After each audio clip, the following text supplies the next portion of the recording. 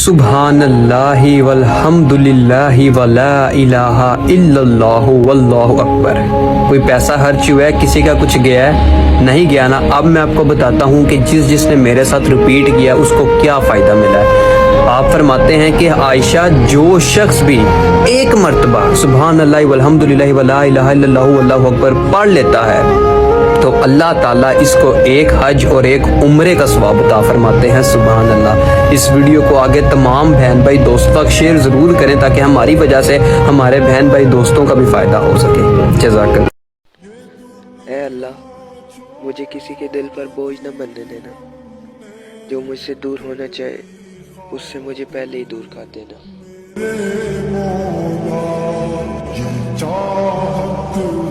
सी गई है जिंदगी गुनाहों में यारब, कर दे रहम मुझ पर, कहीं गुनहगार ही न मर जाऊं।